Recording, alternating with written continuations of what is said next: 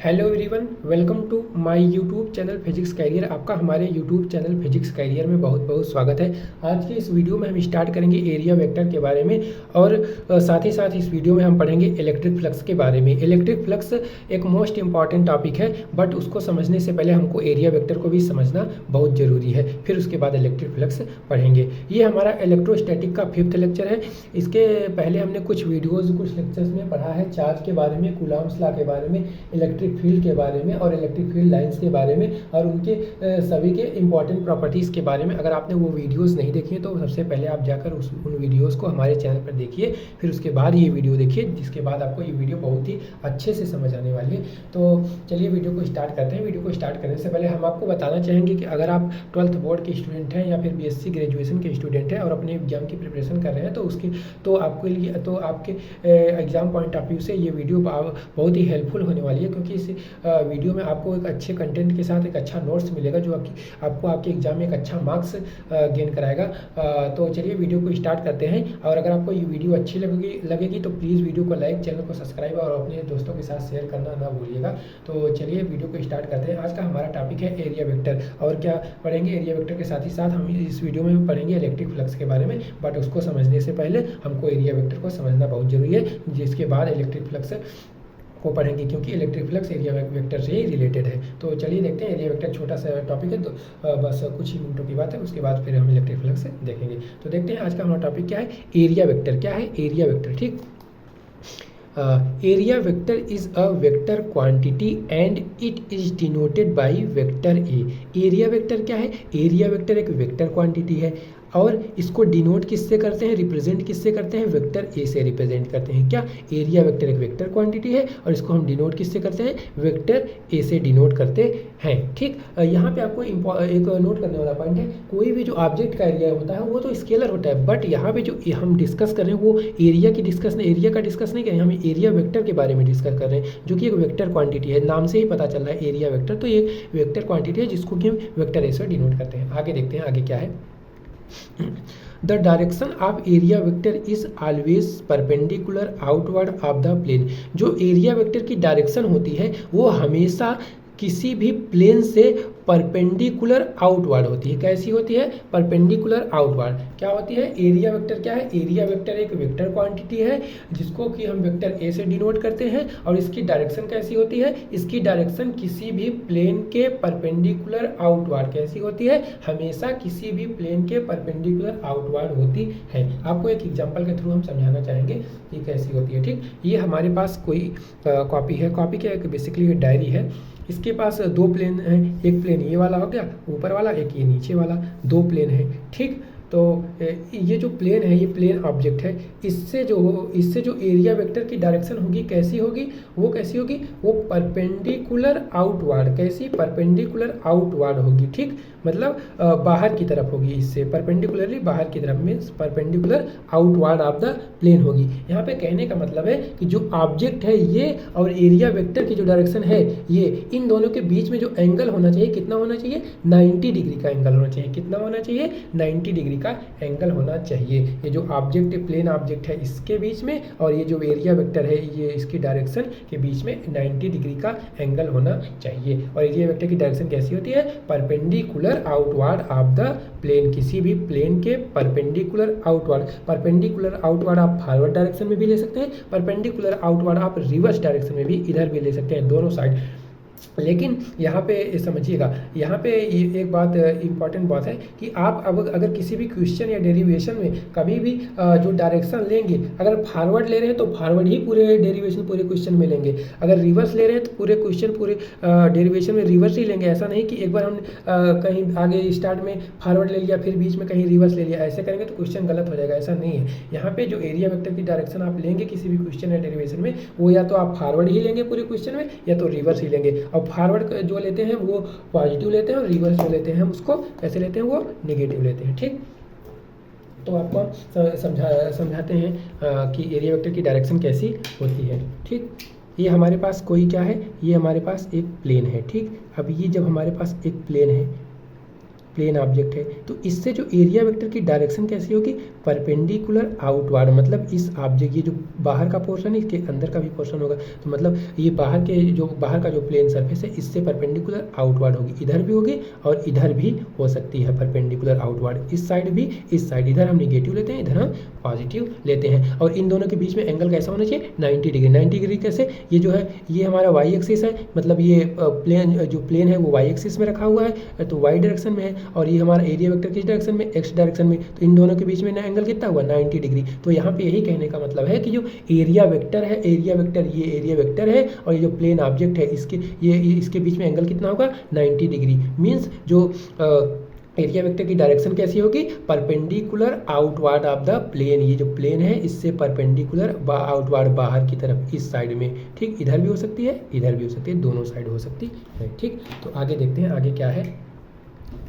आगे यहाँ पे हमने आपको फिगर के थ्रू समझाया हुआ है। तो ये हमारे पास प्लेन है, जैसा कि अभी हमने समझाया, ये हमारे प्लेन है, इससे एरिया वेक्टर की डायरेक्शन कैसे होगी, परपेंडिकुलर आउटवर्ड बाहर की तरफ, इधर भी और इधर भी हो सकती है, दोनों साइड ले सकते हैं। लेकिन अगर किसी क्वेश्चन या डेरिवेशन में लेंगे तो एक ही साइड, मतलब किसी क्वेश्चन या किसी डेरिवेशन में अगर कंसीडर कर रहे हैं, अगर फॉरवर्ड ले रहे हैं तो फॉरवर्ड ही लेंगे पूरे क्वेश्चन डेरिवेशन में, अगर रिवर्स ले रहे हैं तो रिवर्स ही लेंगे। और ये हमारे पास ये दूसरा एग्जाम्पल है, दूसरा फिगर है यहाँ पे। ये हमारे पास एक क्या है, क्यूब है। अब क्यूब के कितने फेसेस होते हैं, कितने प्लेन होते हैं, क्यूब में 6 फेसेस होते हैं। कितने होते हैं, 6। एक ये हो गया फर्स्ट, और ये क्या हो गया सेकंड, ये हो गया थर्ड, ये नीचे वाला फोर्थ, और ये बाहर वाला फिफ्थ, ये अंदर वाला सिक्स प्लेन होते हैं। तो ये पहले प्लेन से परपेंडिकुलर आउटवर्ड इधर, ये दूसरे प्लेन से परपेंडिकुलर आउटवर्ड इधर, तीसरे प्लेन से परपेंडिकुलर आउटवर्ड इधर, चौथे प्लेन से परपेंडिकुलर आउटवर्ड इधर, पांचवें प्लेन से परपेंडिकुलर आउटवर्ड इधर, छठे प्लेन से परपेंडिकुलर आउटवर्ड इधर। आप ये हमने फॉरवर्ड डायरेक्शन में दिखाया, आप रिवर्स डायरेक्शन में भी ले सकते हैं। रिवर्स में इसलिए नहीं बनाया है यहाँ पे क्योंकि फिगर अच्छे से समझ नहीं आएगा, तो यहाँ पे हमने आपको दिखाया है फॉरवर्ड डायरेक्शन में कैसे एरिया वेक्टर की डायरेक्शन होती है। एरिया वेक्टर की डायरेक्शन परपेंडिकुलर आउटवर्ड फॉरवर्ड भी ले सकते हैं और रिवर्स भी ले सकते हैं, ठीक। एरिया वेक्टर की डायरेक्शन कैसे, फिर से बताते हैं कि एरिया वेक्टर क्या होता है। एरिया वेक्टर वेक्टर क्वांटिटी है, इसको डिनोट करते हैं वेक्टर ए से। इसकी डायरेक्शन कैसी होती है, किसी भी प्लेन के परपेंडिकुलर आउटवर्ड। ये हमारे पास प्लेन है, इस प्लेन के परपेंडिकुलर आउटवर्ड, मीन्स कहने का मतलब है जो एरिया जो ऑब्जेक्ट है हमारे पास, वो प्लेन ऑब्जेक्ट है, उसके और एरिया वेक्टर के बीच में एंगल कितना होना चाहिए, 90 डिग्री होना चाहिए, ठीक। एरिया वेक्टर का फार्मूला क्या होता है देख लेते हैं। एरिया वेक्टर इक्वल टू होता है एरिया वेक्टर इक्वल टू होता है ए इंटू एन कैप, जहाँ पे ए एरिया ऑफ ऑब्जेक्ट है, ए वेक्टर एरिया वेक्टर है, और एन कैप हमारा नॉर्मल यूनिट वेक्टर है, where N cap is the normal unit vector, ठीक। आगे देखते हैं आगे क्या है। आगे हमारा है इलेक्ट्रिक फ्लक्स। आगे हम पढ़ेंगे इलेक्ट्रिक फ्लक्स के बारे में, ठीक। फिर देखते हैं इलेक्ट्रिक फ्लक्स होता क्या है। एरिया वेक्टर को भी हमने पढ़ा, अब हम पढ़ेंगे इलेक्ट्रिक फ्लक्स के बारे में। इलेक्ट्रिक फ्लक्स जो यहाँ पर हम पढ़ेंगे, जो डिस्कस करेंगे, वो प्लेन ऑब्जेक्ट के लिए होगा। यहाँ पे नोट कर लीजिएगा, ये प्लेन ऑब्जेक्ट के लिए डिस्कस करेंगे। किसी दूसरे वीडियो में हम क्लोज्ड ऑब्जेक्ट के लिए भी डिस्कस करेंगे। क्लोज्ड ऑब्जेक्ट मीन्स जैसे स्फीयर हो गया या फिर कोई क्यूब हो गया जिसका कि कुछ वॉल्यूम होता है उसके लिए। लेकिन यहाँ पे हम प्लेन ऑब्जेक्ट के लिए, प्लेन मीन्स उसका वो क्लोज्ड नहीं होता, जैसे कि हमारे डायरी है तो ये प्लेन है, कि चारों तरफ से क्लोज तो है नहीं, एक प्लेन ऑब्जेक्ट है, ठीक। तो यही एक प्लेन ऑब्जेक्ट है, इसी के लिए हम डिस्कस करेंगे। तो इलेक्ट्रिक फ्लक्स क्या होता है देखते हैं। The total number of electric field lines passing perpendicularly through any surface of object having area A is called the electric flux of that object. It is denoted by phi E. इसको हम किससे denote करते हैं, phi E से denote करते हैं। यहाँ पे कहने का मतलब क्या है कि बेसिकली यहाँ पे कहने का मतलब क्या है कि इलेक्ट्रिक फ्लक्स है क्या। इलेक्ट्रिक फ्लक्स बेसिकली है कि हमारे पास अगर कोई भी प्लेन ऑब्जेक्ट है, क्या है, हमारे पास कोई भी प्लेन ऑब्जेक्ट है और उसका कुछ एरिया है, तो उस ऑब्जेक्ट के सरफेस से जितनी भी इलेक्ट्रिक फील्ड लाइंस, क्या, इलेक्ट्रिक फील्ड लाइंस जितनी भी पासिंग परपेंडिकुलरली पास करेंगी उस ऑब्जेक्ट के सरफेस से, वही उस ऑब्जेक्ट के लिए इलेक्ट्रिक फ्लक्स होगा।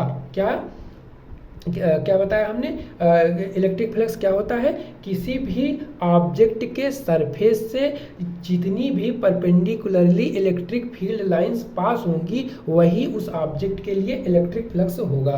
तो आपको एक एग्जांपल के थ्रू समझाना चाहेंगे। ये हमारे पास एक प्लेन ऑब्जेक्ट है, जैसा कि आपको हमने बताया। अब इस ऑब्जेक्ट के सरफेस से जितनी भी इलेक्ट्रिक फील्ड लाइंस कैसी पास होंगी, परपेंडिकुलरली, मीन्स जो इलेक्ट्रिक ये जो ऑब्जेक्ट है और इलेक्ट्रिक फील्ड जो है इलेक्ट्रिक फील्ड लाइंस जो है इनके बीच में एंगल कितना होना चाहिए, 90 डिग्री का एंगल होना चाहिए। क्या कहने का मतलब है कि जो ऑब्जेक्ट है उसके और इलेक्ट्रिक फील्ड लाइंस के बीच में 90 डिग्री का एंगल होना चाहिए। ठीक, तो क्या बताया इलेक्ट्रिक फ्लक्स क्या होता है, इलेक्ट्रिक फ्लक्स होता है किसी भी ऑब्जेक्ट के, प्लेन ऑब्जेक्ट की, यहाँ हम प्लेन ऑब्जेक्ट के बारे में डिस्कस कर रहे हैं, तो किसी भी प्लेन ऑब्जेक्ट के सरफेस से जिसका कि कुछ एरिया हो उससे जितनी भी इलेक्ट्रिक फील्ड लाइंस परपेंडिकुलरली पास करेंगी वही उस ऑब्जेक्ट के लिए इलेक्ट्रिक फ्लक्स होगा। जैसे कि हमारे पास ये एक प्लेन ऑब्जेक्ट है, इस प्लेन ऑब्जेक्ट से हम मान लेते हैं ये एक इलेक्ट्रिक फील्ड लाइंस परपेंडिकुलरली पास हो रही है, ये दूसरी इलेक्ट्रिक फील्ड लाइंस पास हो रही है, तो इसका इलेक्ट्रिक फ्लक्स कितना होगा, दो इलेक्ट्रिक फील्ड लाइंस परपेंडिकुलरली इस पार से उस पार तक पास हो रही है, मतलब इस पार से उस पार तक जा रही है,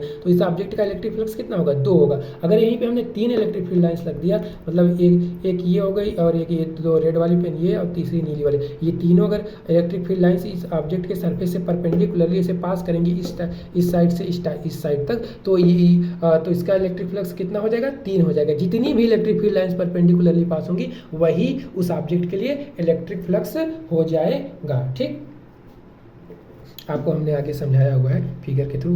पहले आपको हम रफली समझा देते हैं, फिर आगे समझाते हैं कि इलेक्ट्रिक फील्ड लाइंस कैसे पास होती हैं किसी भी ऑब्जेक्ट से। ठीक, तो ये हमारे पास इलेक्ट्रिक फ्लक्स को हम समझते हैं। तो ये हमारे पास कोई भी प्लेन ऑब्जेक्ट है। ठीक, अब ये प्लेन ऑब्जेक्ट है।